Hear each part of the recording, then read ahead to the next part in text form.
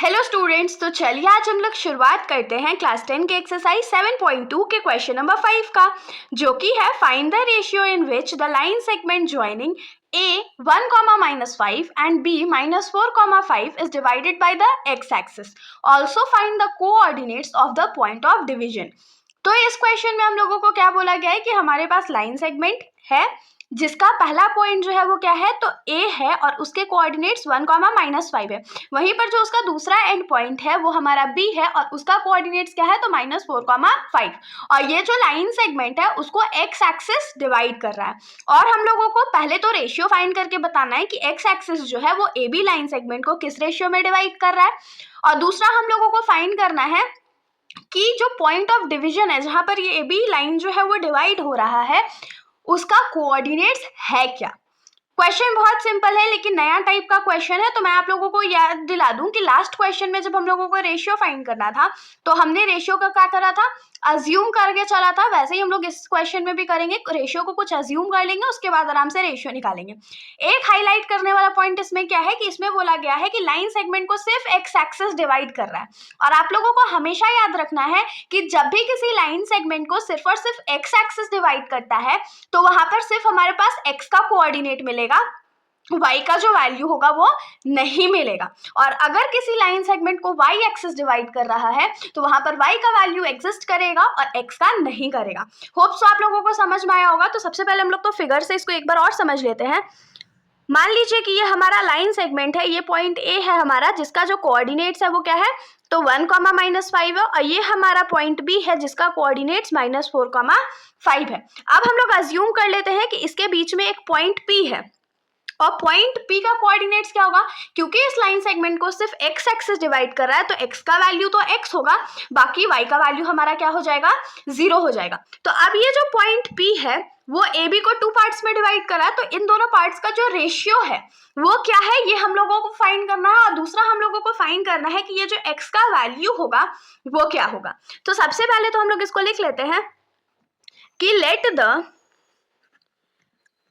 Point P x, 0 divide line segment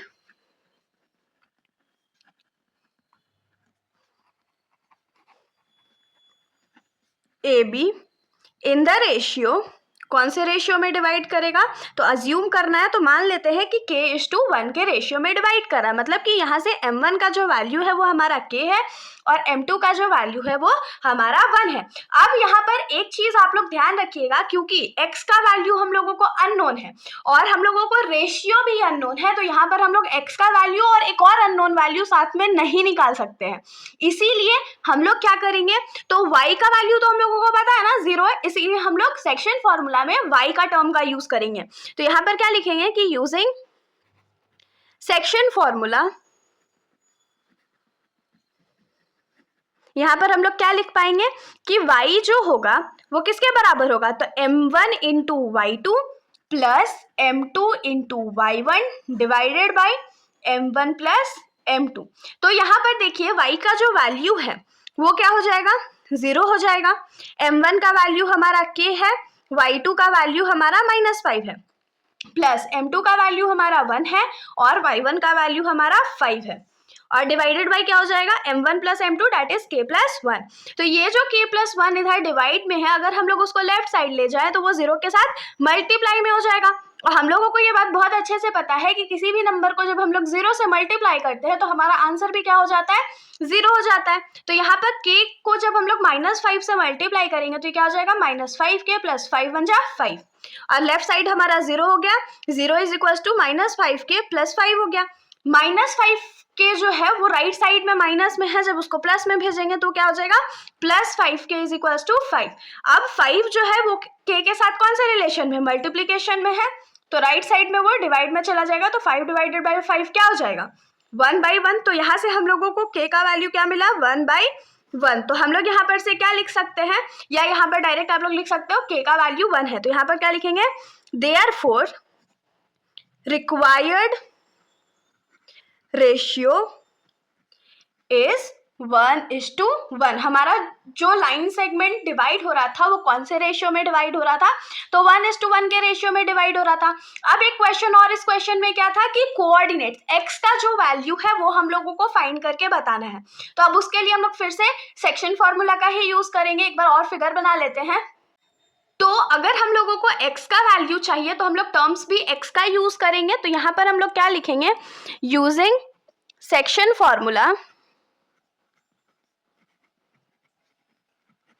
x का जो value होगा वो किसके बराबर होगा, तो m1 into x2 plus m2 into x1 divided by m1 plus m2, ये हो जाएगा हमारा फॉर्मूला। अगर हम लोग वैल्यू सब्सटीट्यूट कर दे तो क्या हो जाएगा, x का वैल्यू हम लोगों को पता ही नहीं है।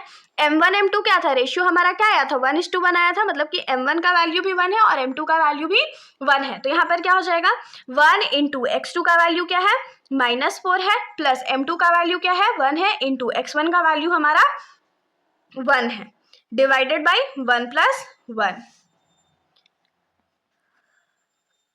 तो x का वैल्यू क्या हो जाएगा, यहाँ पर 1 4 जा क्या होता है, 4 होता है, माइनस का साइन था तो माइनस का साइन दे देते हैं, प्लस 1 1 जा 1 डिवाइडेड बाई 1 प्लस 1 2 हो जाता है। तो इसको यहीं पर सॉल्व कर लेते हैं। माइनस प्लस क्या होता है, माइनस होता है, मतलब 4 में से अगर 1 चला जाएगा तो हमारे पास 3 बचेगा, और क्योंकि 4 बड़ा था तो साइन जो है वो माइनस का लगेगा। तो x का वैल्यू हमारे पास क्या आ गया, तो -3/2 आ गया। और यही तो हमारा आंसर था, हम लोगों को x का वैल्यू ही तो फाइंड करना था।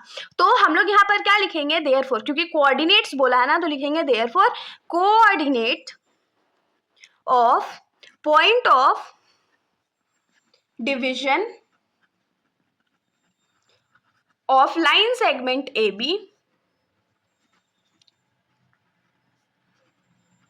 इज, हमारा लाइन सेगमेंट AB का डिवीजन पॉइंट क्या हो जाएगा, तो सबसे पहले तो x का वैल्यू होता है तो वो क्या हो जाएगा -3/2, बाकी y का वैल्यू, तो y तो हमारा था ही नहीं तो 0 हो जाएगा। ये हमारा सॉल्यूशन हो गया।